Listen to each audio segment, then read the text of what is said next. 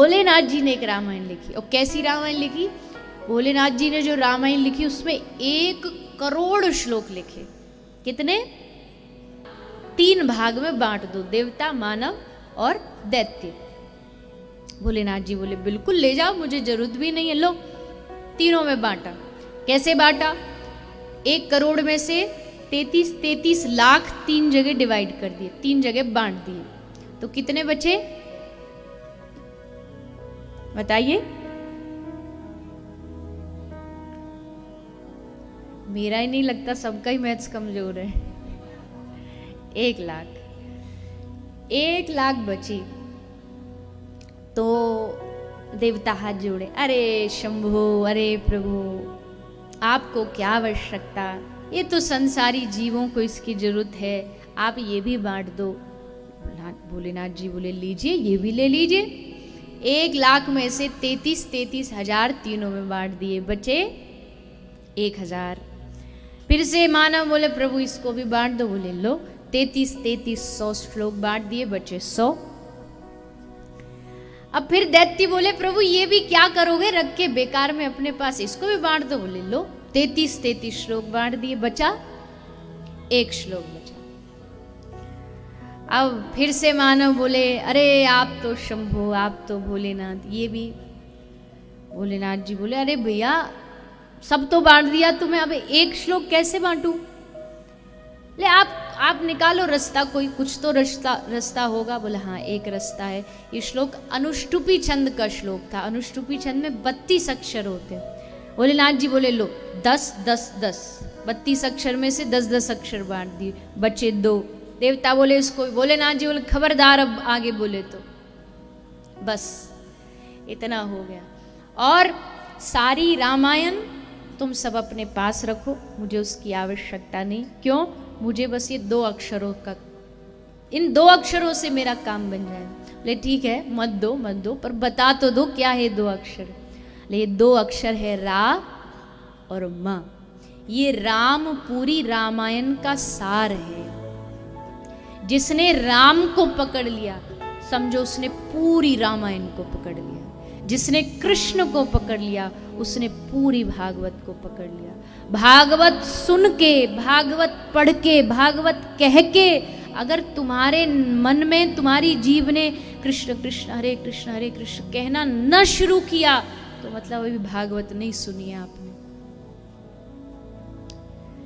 नाम में जब तक रुचि नहीं होगी, क्योंकि कलयुग केवल नाम आधारा, सुमिर सुमिर नर उतरहि पारा। कलयुग केवल नाम के आधार पर चलता है। और कोई कलयुग में कोई और रास्ते बहुत हैं भटकाने वाले, बहुत मिल जाएंगे आपको भटकाने वाले लोग। ऐसा करो इससे ये हो जाएगा, ऐसा करो उससे वो मिल जाएगा, ऐसा करने से तुम्हारे दुख दर्द दूर हो जाए। पर क्यों करें, क्यों भटके हम, जब हमारे पास सबसे बड़ा शक्तिशाली कृष्ण नाम है, राम से बड़ा राम का नाम है, तो क्यों भटके हम? मैंने कल भी कहा था, किसी भी संत के पास, किसी भी भगवान के पास, किसी भी देवी देवताओं के पास अपनी दुख निवृत्ति के लिए मत जाइए। भागवत इसका उदाहरण है। बुआ कुंती कह रही है दुख दे दो ताकि तुम्हारा नाम ज्यादा चले। तो सोचो, उससे सबसे बड़ी अगर कोई चीज है तो भगवान का नाम। हम वो ही नहीं करते। बस क्यों नहीं करते? समय नहीं है, समय नहीं है। किस किस के पास नहीं है जरा बताइए? सबके पास है। फिर क्या नहीं है? अभी भगवान के नाम की महिमा नहीं पता। पता भी है तो अभी बस सुनी है, अभी दिल में बैठी नहीं है। अभी समझ नहीं आ रहा कि ये कितना कीमती नाम है। जब ऊपर जाएंगे ना, और जब हमसे पूछा जाएगा तुमने कभी एक बार एक माला की थी, बताओ इसके बदले में क्या चाहिए, तब आंखें खुलेंगी। अरे काश हमको पहले पता होता तो एक क्या, दिन रात हरे कृष्ण कृष्ण कृष्ण हरे हरे राम राम छोड़ता नहीं, कुछ हो जाए नहीं छोड़ता। तब आंखें खुलेंगी, और जब खुलेंगी तब देर हो चुकी होगी। इसलिए महापुरुष अभी सावधान कर रहे हैं कि सावधान हो जाइए, सावधान हो जाइए।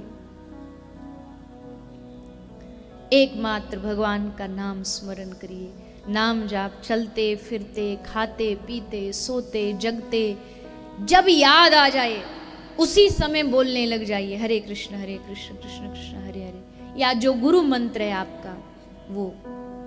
क्योंकि बुद्धि शुद्ध इसी से होगी, स्वच्छ इसी से होगी, और कोई रास्ता, दान करने से पुण्य मिल जाएगा, तप करने से और सब चीजें मिल जाएंगी। गोस्वामी तुलसीदास जी से पूछा गया क्या चाहिए आपको, तो गोस्वामी जी ने कहा चहो न सुगति सुमति संपत्ति कछु। ये बाबा तुलसीदास जी की मेरी बड़ी प्रिय चौपाई है, ये भक्ति का सिद्धांत है।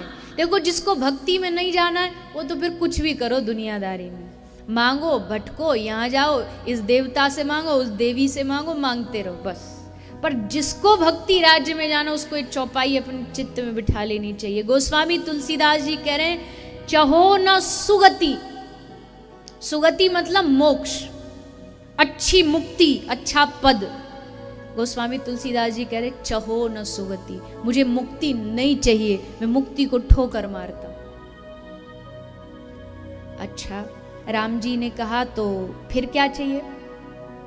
सुमति दे दूं, अच्छी बुद्धि दे दूं, लोग कहते हैं बुद्धि अच्छी हो, बुद्धि, सुमति भी नहीं चाहिए। चहो न सुगति सुमति संपत्ति कछु, ना संपत्ति चाहिए। रिद्धि सिद्धि विपुल बड़ाई, न रिद्धि चाहिए न सिद्धि चाहिए, कुछ न रिद्धि की आवश्यकता न सिद्धि की आवश्यकता है।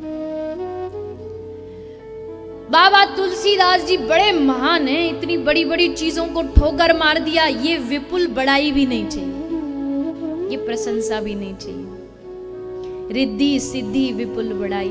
राम जी बोले फिर तुझे चाहिए क्या? जो मेरी झोली में था सबको तू कटका माक मार चुका है, तो तुझे चाहिए क्या? ले एक और चीज चाहिए। क्या चाहिए? ले हेतु रहित अनुराग राम पद, मुझे केवल राम चरणों की भक्ति चाहिए। वो भी कैसी? हेतु रहित। एक दो तरह की भक्ति होती है, एक भक्ति होती है माला कर रहे हैं पर माला के पीछे एक मांग है कि 2 माला करें उसके बदले 2 करोड़ की लॉटरी, ये मांग वाली भक्ति है। गोस्वामी जी कहते वो नहीं चाहिए। हेतु रहित, बिना इच्छा के, बिना कामना के, बिना कोई मांग के, हेतु रहित अनुराग राम पद, राम के चरणों की भक्ति चाहिए। राम जी ने कहा अच्छा ठीक है दी। बोले रुको रुको रुको, पहले पूरी बात सुन लो, ऐसे आधे अधूरे में मत दो, पूरी पहले डिमांड क्या है वो सुनो। हेतु रहित अनुराग राम पद, राम चरणों की भक्ति चाहिए। वो भी कैसी? ले बढ़े अनुदिन अधिकाई, राम चरणों की भक्ति भी ऐसी चाहिए जो हर रोज बढ़े, हर क्षण बढ़ती जाए, बढ़ती जाए, बढ़ती जाए, उनके चरणों के प्रति विश्वास बढ़ता चला जाए, ऐसी भक्ति चाहिए। एक हम है यहाँ तहाँ छोटे छोटे, जैसे कोई साबुन तेल मांगता ना, राजा तुमको प्रधानमंत्री छूट दे दे कि मेरे राजकोष से मांग लो क्या चाहिए, तुम कहो सर धोने का शैम्पू दे दो, इससे बड़ा पागलपन क्या होगा? ठाकुर कह रहे हैं तू जो मांगेगा मैं दे दूंगा, और हम जा करके एक घर बनवा दो, एक गाड़ी दिलवा दो, और नौकरी, बेटा नहीं हो रहा बेटा दे। ये कोई मांगने की चीज है भगवान से? माफ करना मेरी ये बात सबको पचती नहीं है, क्योंकि लोग कहते हैं अरे भगवान से नहीं मांगेंगे किससे? अरे क्यों मांगे उससे? अगर मांगना पड़ा तो काहे का रिश्ता तुम्हारा? अगर तुमको जुबान खोलनी पड़ी, कहना पड़ा, तो समझो तुम्हारी भक्ति निर्मल रही नहीं। भक्ति निर्मल वो है कि जाहि विधि राखे राम, ताही विधि रही, मुख में हो राम नाम, राम सेवा हाथ में, धन्यवाद निर्विवाद, राम राम कहिए बस। महलों में राखे चाहे झोपड़ी में वास दे, वहां कोई शिकायत नहीं, वहां कोई शर्त नहीं। भक्ति में शर्त, प्रेम में शर्त होती है? अरे प्रेम में तो इतनी भी शर्त नहीं होती कि तू हमसे प्रेम कर, अरे मत कर प्रेम, मैं तुझसे प्रेम करूंगा क्योंकि मुझे अच्छा लगता है।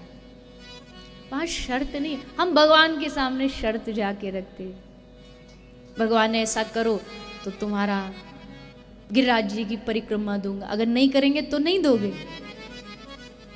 ऐसा बिहारी जी हमारा बंगला बनवा दो, बाबा श्याम हमारा बंगला बनवा दो, हम आपका बनवाएंगे। अरे वो भूखे हैं क्या हमारे बंगले के? लक्ष्मी चरणों में पड़ी रहती है उनके, तुम उसको लक्ष्मी का अहंकार दिखाते हो कि ये कर दो हम ये कर देंगे। तुम्हारे पास जो उसकी दी हुई उधारी है, क्या घमंड दिखा रहे हो उसको, क्या लालच दिखा रहे हो? वो लोभ में आके तुम्हारा काम बनवा देगा?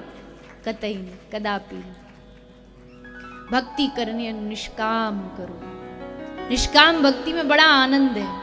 फिर वो जैसे रखे, करे तो भी भला, न करे तो और भला, ना करे तो और भला। जरूर वो हमें अपनी ओर खींचना चाहते, अपनी ओर बनाना चाहते। ज्यादा काम बन जाएंगे तो भूल जाएंगे उनको, फिर वहीं बुद्धि लग जाएगी। नहीं बने तो अच्छा, उनमें लगे रहें।